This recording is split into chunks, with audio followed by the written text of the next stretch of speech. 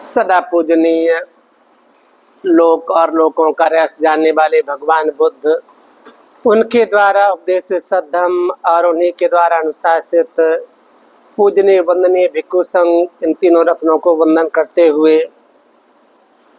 हमारे साथ ब्रह्मचर्य का जीवन जी रहे सबास कर रहे भंते महानाम जी, जो महाराष्ट्र से हैं, और सभी उपासक उपासिका बहनें, उनके लिए मंगल कामनाएं।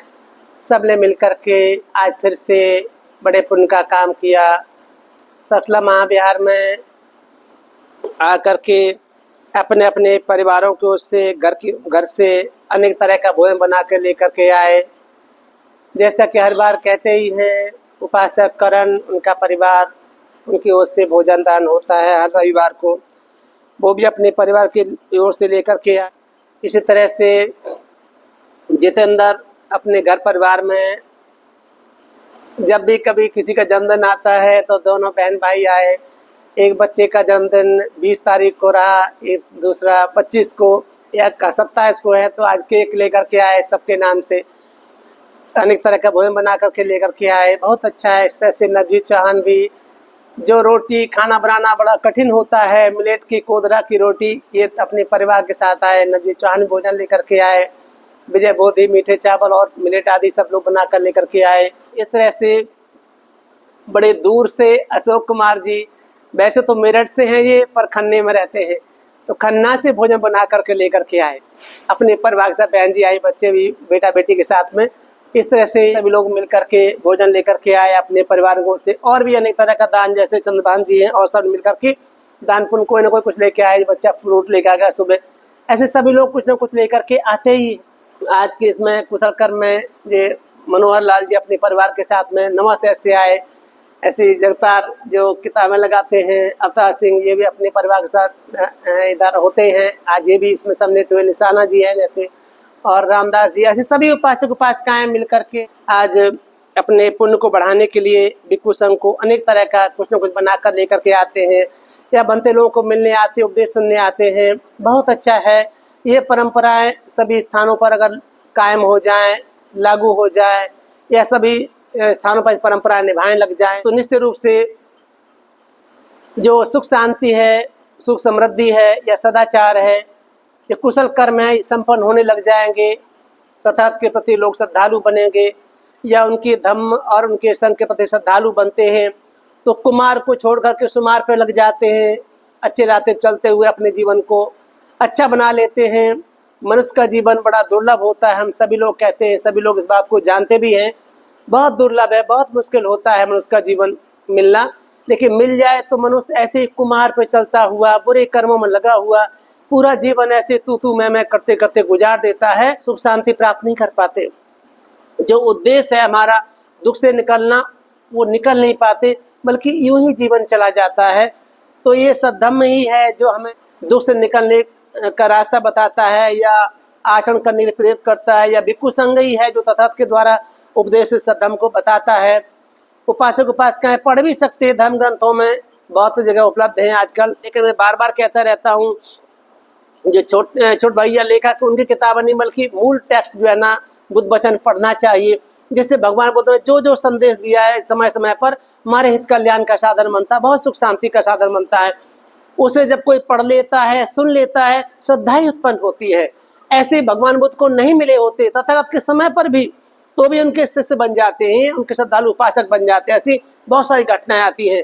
एक घटना ऐसी आती है, दोनों भगवान बुद्ध, वैशाली का जो महावन था, उसमें कूटाघर था, शाला में भगवान बुद्ध वहाँ निवास कर रहे थे। तो बहुत सारे वैशाली के लिच्छवी हैं और ये बच्ची हैं। तो इस तरह से सभी लोग तथागत के पास आते आते रहते थे, कुछ न कुछ उपदेश सुनते थे। संसार बुद्ध का उत्पन्न होना बड़ा दुर्लभ होता है, दुख से निकलने का मार्ग बताते हैं। संसार में जो कुछ हो रहा है, कैसे मनुष्य अच्छा करके सुख शांति प्राप्त कर सकता है, मार्ग बताते हैं। चलो हम दर्शन करना चाहिए, भोजन दान आदि करना चाहिए, उपदेश सुनना चाहिए, ऐसे करके लोगों के मन में रहता ही था। तो भगवान बुद्ध को मिलने जाता है कोई व्यक्ति, करणपाणी नाम का एक ब्राह्मण और दूसरा पिंग्याली नाम का ब्राह्मण। सभी लोग तथागत के पास जाते थे, बड़े बढ़ चढ़ के आगे आए, उन्होंने बहुत काम किया, सुख शांति प्राप्त की। तो वो पिंग्याली नाम का ब्राह्मण भगवान बुद्ध को मिलने गया मिल करके, उनके उपदेश सुन करके उनके मार्ग पर चलने का संकल्प कर बैठता है कि अरे तथागत जो है ना उपदेश अद्भुत है, आश्चर्यमय है, बहुत अच्छा है। उनका श्रद्धालु उपासक बन जाता है, सुमार्ग पर चल करके शीलमानसाचारी बन जाता है। ऐसे समय पर कांडपाली नाम का ब्राह्मण था, वो लिच्छवियों का कोई काम करता था। वो अपने महल के ऊपर, घर के ऊपर छत पर से कहीं देखता है कि पिंगाणी नाम का ब्राह्मण ऐसे दोपहर में, मध्याह्न में, धूप के समय पर भी चल करके आ रहा है। वो कूटागार जो था, जो साला थी महावन की, उधर से चल करके इधर को आ रहा था। उतर के आता है और उनको पूछता है, आयुष्मान पिंगाणी ऐसे भरी दोपहरी में धूप में कहाँ से आ रहा है, किधर से आना हुआ, कहाँ से आ रहे हो? तो बोलता है, आयुष्मान श्रमण गौतम की तरफ से, कांडपाली श्रमण गौतम के पास से आ रहा हूँ। तो कहते क्या श्रमण गौतम के मतलब वो विद्वान है, ज्ञानी है, उनके वो उनका पंडित है, वो आप ऐसे आप जानते समझते हो? तो कहता अरे कहाँ कांडपाली, आयुष्मान कहाँ, मैं तुझ सा व्यक्ति, उनके ज्ञान को, उनके पंडित को कौन समझेगा? उनके जैसा विद्वान ज्ञानी को वही समझ सकता है, हमारी क्या हैसियत हो सकती है? कहते अरे पिंगाणी ब्राह्मण, तुम तो बड़ी प्रशंसा कर रहे हो उनकी, श्रमण गौतम की। तो कहते अरे क्या मैं प्रशंसा करूंगा, मैं तुझ सा व्यक्ति, छोटा सा आदमी, अदना सा आदमी, वो तो देव मनुष्यों प्रशंसित द्वारा प्रशंसित है, प्रशंसनीय लोगों द्वारा प्रशंसित है। देव मनुष्य सभी उनकी प्रशंसा करते हैं, वो सम्यक संबुद्ध हैं, लोग विद्यु हैं, संसार का रहस्य जानने वाले हैं, उनकी तो प्रशंसा करने वाले बहुत हैं, मैं क्या प्रशंसा करूं उनकी?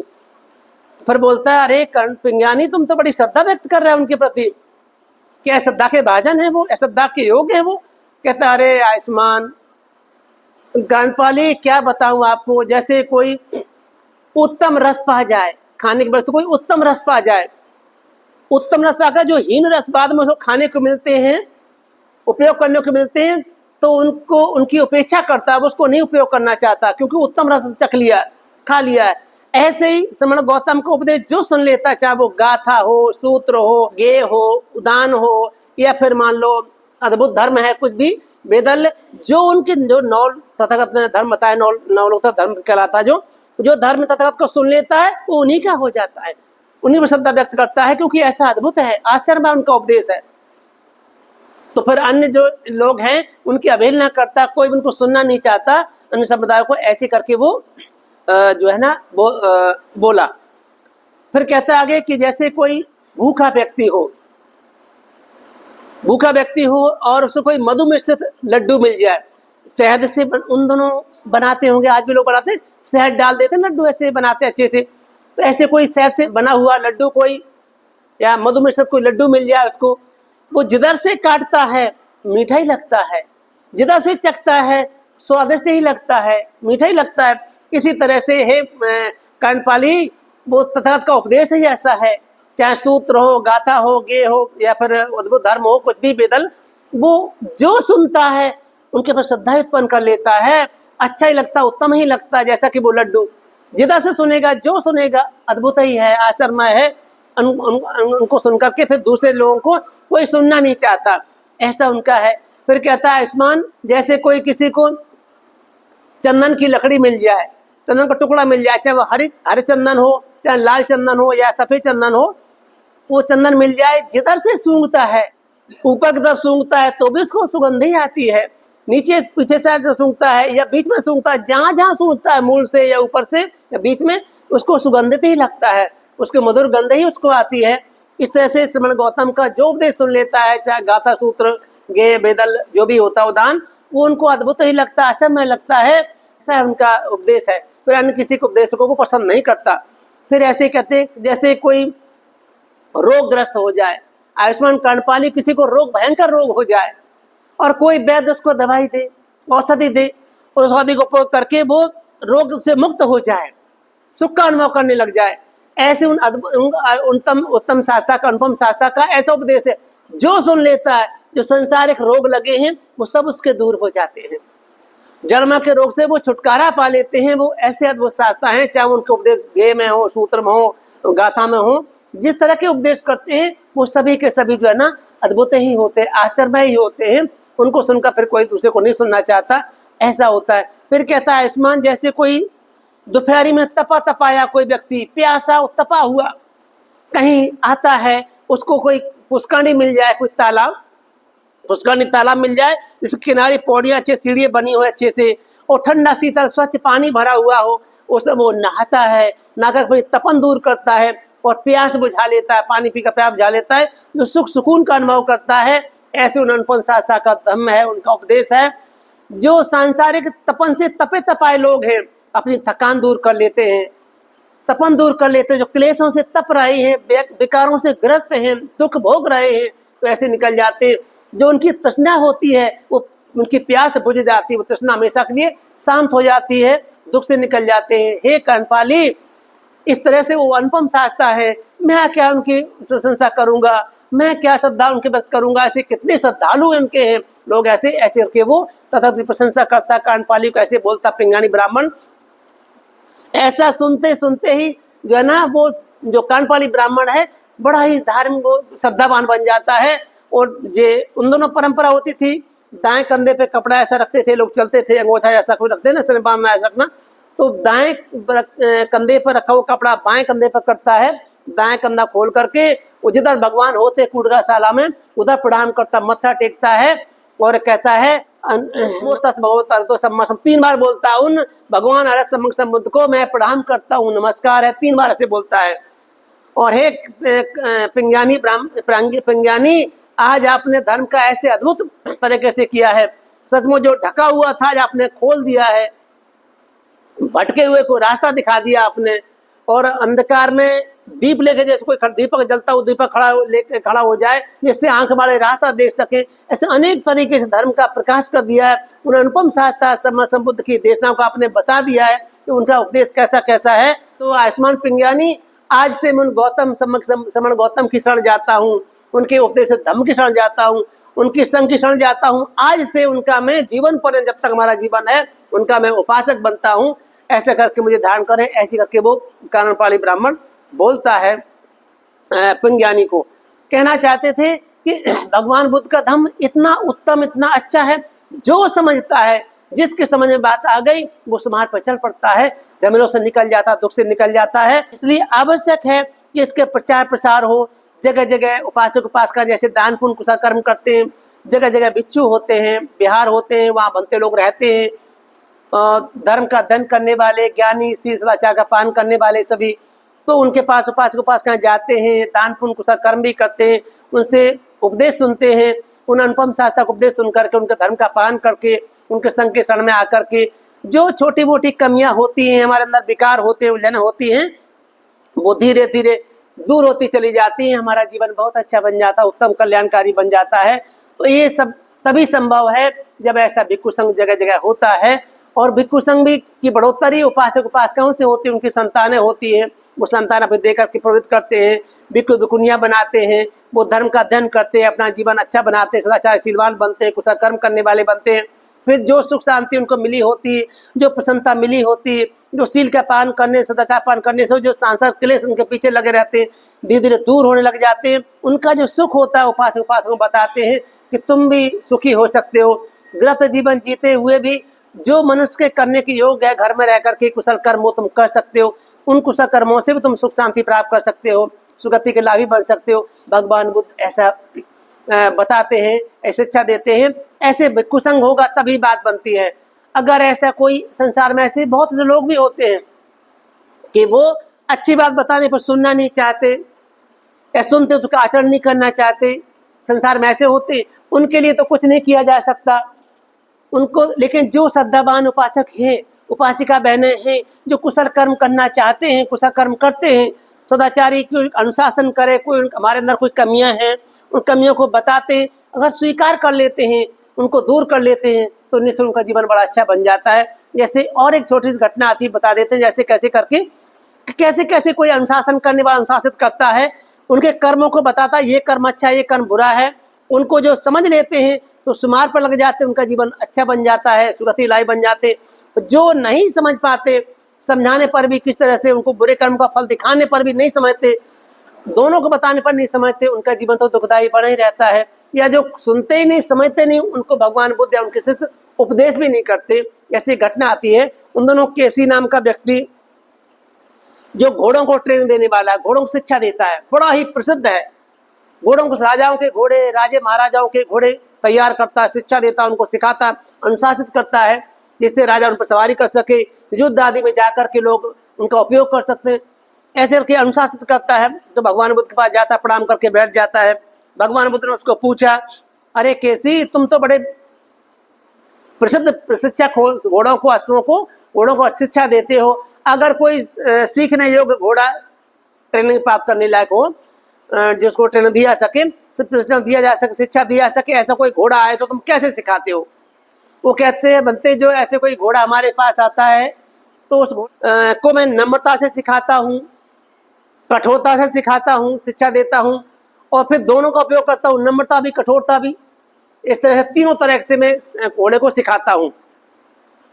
भगवान बुद्ध बोले, कैसी, अगर वो तीनों तरह से सिखाने पर भी ना सीखे, नरम नम्रता से, प्यार से सिखाओ तब भी ना सीखे, कठोरता से सिखाओ तो भी ना सीखे, कठोरता कभी नम्रता दोनों को साथ साथ उपयोग करके हुए आप उसको सिखाना चाहो तब भी ना सीखे, तो तुम क्या करते हो, क्या उपाय करते हो उसको सिखाने के लिए, शिक्षा देने के लिए? वो व्यक्ति बोला, कैसी बनते, तब मैं उस घोड़े को मार देता हूँ। वो इसलिए मार देता हूँ कि मेरे कुल की परंपरा नष्ट, बदनाम ना हो जाए, आचार्य को नष्ट ना हो जाए, बदनाम ना हो जाए, कि कैसी जैसा शिक्षक या गुरु शिष्य परंपरा चल कर के आए, इतनी अच्छी शिक्षा देने वाले, ये भी घोड़े को सिखा नहीं सके, अनुशासित नहीं कर सके, इसलिए बनते उसको मैं मार देता हूँ। फिर वो बोलता है, कैसी, भगवान मुझसे, बनते आप भी तो अनुपम शास्त्रा है, आप भी तो लोगों को धर्म सिखाते हैं, आप लोगों को अन्य तरह का उपदेश करके सिखाते हैं, आप भी तो ऐसे शास्त्रा है। बनते कोई सीखने चाहने की इच्छा रखने वाला, कोई उपासक कोई व्यक्ति के आपके पास आता है तो आप कैसे सिखाते हो उसको? तथा बोले, कैसी, मैं भी नम्रता से कहते सरलता सिखाता हूँ, कठोरता सिखाता हूँ, और फिर सरलता कठोरता दोनों का उपयोग करके सिखाता हूँ। तथा जो सरलता क्या है, वो तथा सिखाते, ये काय सुचरित है, काया का आचरण बहुत अच्छा है। यानी काया का आचरण, हिंसा न करना, दया करना जीवों पर, चोरी न करना, लोगों की मदद करने भाव रखना, और चरित्रवान बनना, आचरण संपन्न बनना, ऐसे। तो मैं काय सूच बताता हूँ, ये काया का सदाचरण है, ये वाणी का सदाचरण है, झूठ न बोलना, चुगली न करना, कटुवचन न करना, ये वाणी का सदाचरण है। ये मन का सदाचरण है, लोभ न करना, दोष न करना, मिथ्या दृष्टि न हो जाना, ये मैं बताता हूँ। ये काया का सदाचरण है, ये वाणी का सदाचरण है, ये मन का सदाचरण है ना। इनका जो सदाचरण का जीवन जीता है, उनका ये फल, उनका विपाक फल आता है, मनुष्य में उत्पन्न होगा, देवलोक उत्पन्न होता है, मनुष्य लोक में दिव्य लोक में उत्पन्न होता है, ये उसका फल है। सदाचरण ये काया का, वाणी का, मन का, उसका ये फल है, मैं ऐसा बताता हूँ। कठोरता क्या है, मैं वाणी का दोष बताता हूँ। तो काया का दोष, ये काया का दोष, हिंसा करना, चोरी करना, व्यभिचार करना, झूठ चोरी करना, बकवास करना, लोभ द्वेष मिथ्या दृष्टि हो जाना, तो ऐसे मतलब ये 10 कर्म होते हैं।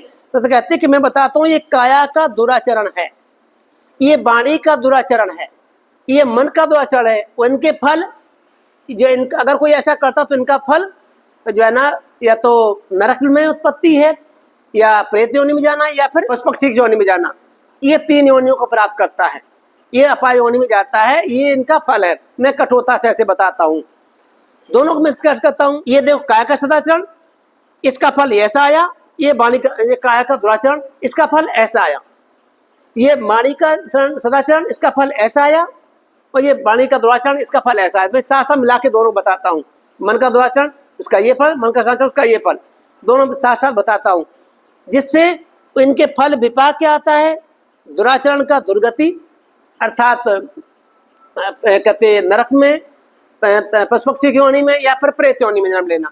और सदाचरण का फल है कि मनुष्य योनि में, या फिर उससे ऊपर दिव्य योनि में उत्पन्न होना। ये उसके ऐसे करके मैं समझाता हूँ। फिर कैसे बोला, बनते अगर वो तीनों तरह से प्रयास करने पर भी कोई व्यक्ति नहीं सुधरता, नहीं अनुशासित होता, तो आप क्या करते हैं, उसको सिखाने कौन सा उपाय तरीका अपनाते? तथा बोले, मैं मार देता हूँ।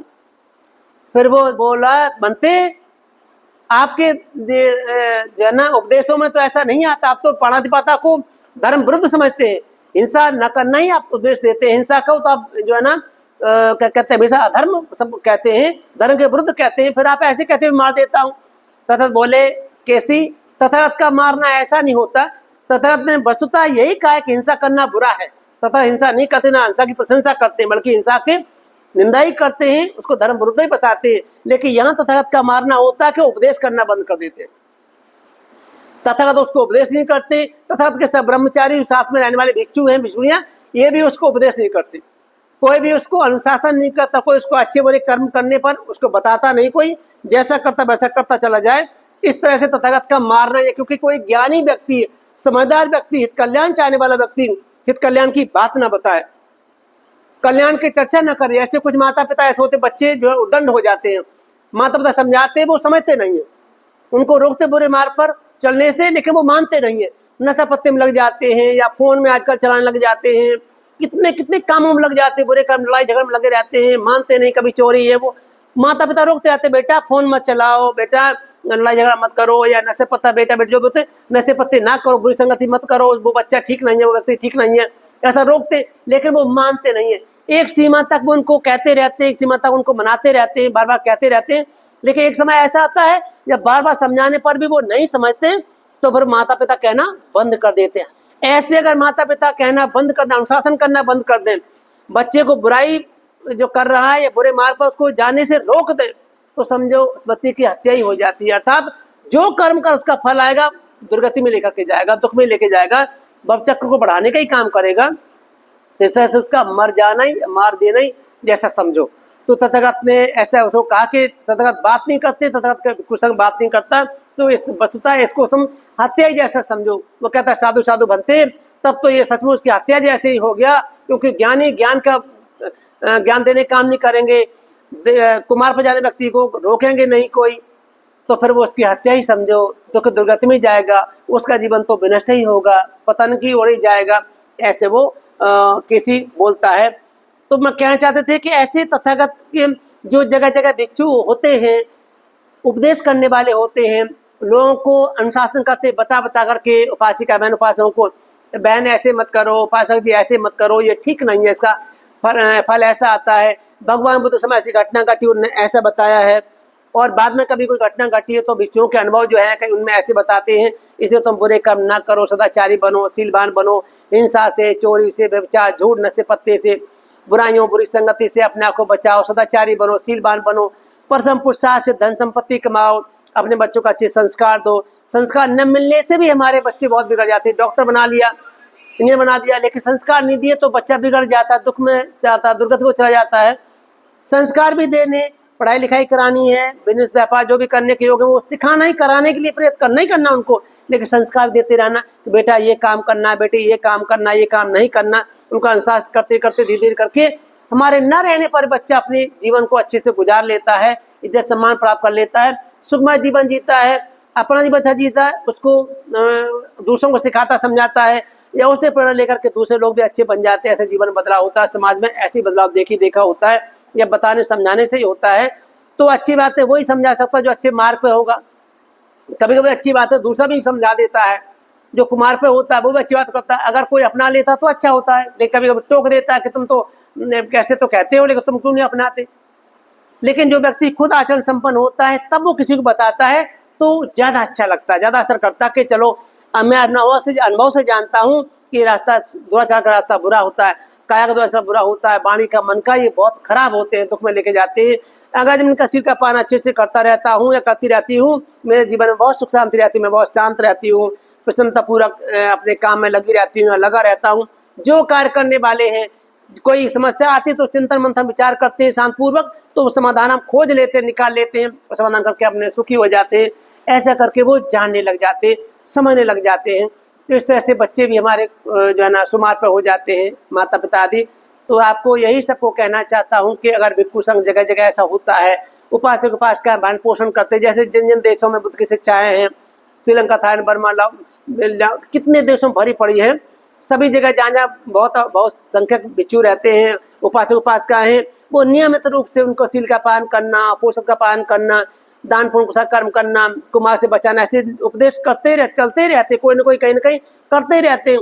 तो रोज के दैनिक रूप से कुशल कर्म होते चले जाते हैं, वहाँ के लोग अनुशासित होते चले जाते हैं, उनका जीवन अच्छा बन जाता है, मेहनती परिश्रमी बन जाते हैं, निठल्ले होकर के नहीं बैठते या लूटने प्रवृत्ति नहीं रखते, बल्कि लोग परिश्रम पुरुषार्थ से धन संपत्ति कमाते, माँ बाप की सेवा करते हैं, उनके जिन्होंने दान पुण्य करना सिखाया है, सदाचार का जीवन जीना सिखाया, उनकी सेवा भी करते हैं अपने सभी बुजुर्गों के, बड़े सियाने लोगों की, और अपना जीवन अच्छा जीते हैं। और जो उनके आने वाले बच्चे होते हैं उनका जीवन बहुत अच्छा हो जाता है। बुढ़ापे पर उनकी सेवा सत्कार करते हैं, उनका पालन पोषण भी करते हैं, ऐसे उनका जीवन अच्छा बन जाता है। भगवान बुद्ध ने यही सिखाया, अपना जैसा जैसा कर्म होता है उसका वैसा वैसा फल आता है। अपने कीते कई फल मिलने वाला कर्म कई फल आने वाला होता है, तो अच्छे कर्म करो, सदाचारी बनो, शीलवान बनो, यही अच्छा होता है। तो आप सभी लोग अपने और अपनों के हित कल्याण में लगे रहते हैं, भिक्षु संघ का पालन पोषण करते हैं, दान पुण्य करते रहते हैं, अनेक तरह का भोजन पानी सभी लोग लेकर के आते हैं अपने परिवारों से। पानी बरसने लगा, भीगते भीगते भी आते हैं, पूरे के पूरे भीग जाते हैं। चाहे कितनी दिक्कतें आती तो भी खाना छोड़ते नहीं, चाहे कितनी रुकावटें आए फिर भी खाना ब्याह तक पहुंचा ही देते हैं, लेके आते ही हैं। तो बहुत अच्छा है, ऐसे कुशल कर्म करते हैं जुड़े हुए लोग, और आपकी प्रशंसा ही करते। तक्षशिला महाविहार में सब बहुत सारे उपासक उपासिकाएं जुड़े हुए हैं, वो सभी सभी कुशल कर्म करते हैं, दान पुण्य करते, भिक्षु का पालन पोषण करते, आते जाते रहते हैं।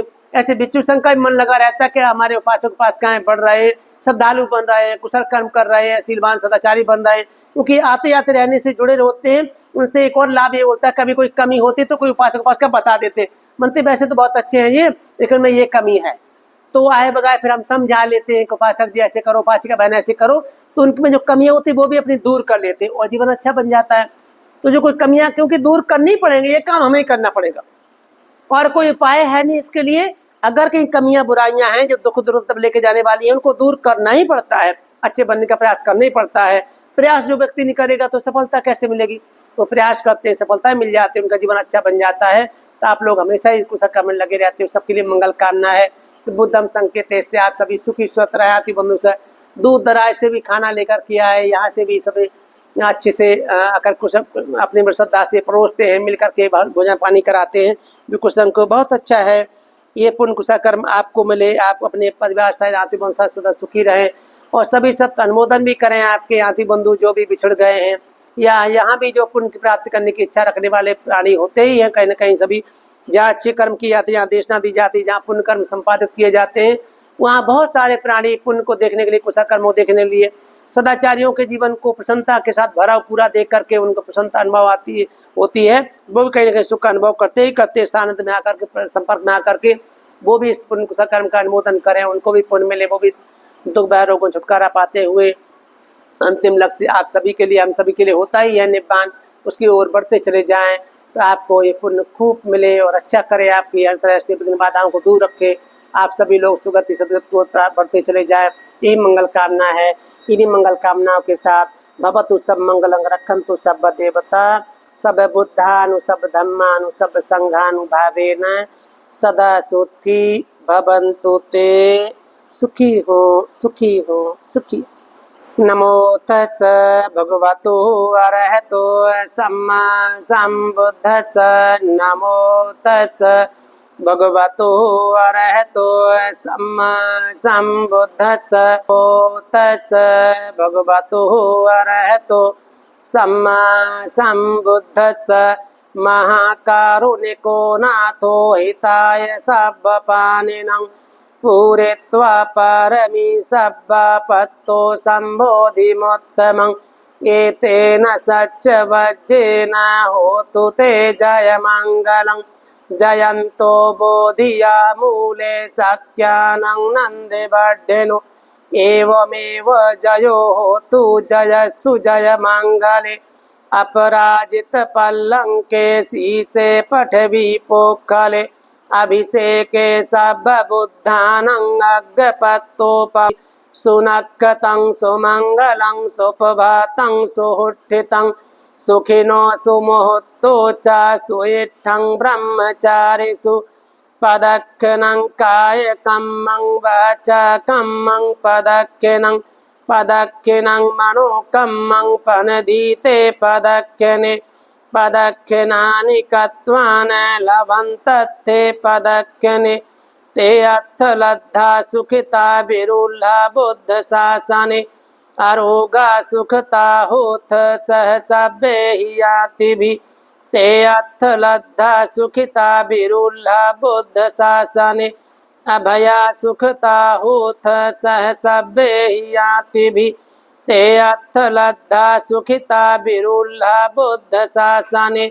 अशोका सुखता होथ सह सबे ही आते भी दुख पत्त च निर्दुखा भय पत्त च निर्भया शोक पत्त च निशोका हुंतु सबे पिपानिनो एतावत च तुम्हेहि संभतं पुण्य संपदं सब्बे देवायनुमोदन्तु सब संपत्ति सिद्धिया दानं तदन्तु श्रद्धाय शीलं रक्षन्तु सर्वदा भावना विरता हुन्तु गच्छन्तु देवता गता सब्बे बुद्धा बलपत्ता पच्चेकानं च यं बलम् अरहन्तानं च तेजेन रक्षं बन्धामि सर्वसो आकाशट्ठा च भुम्मट्ठा देवानागा महीधिका पुण्यं तं अनुमोदित्वा चिरं रक्षन्तु शासनम्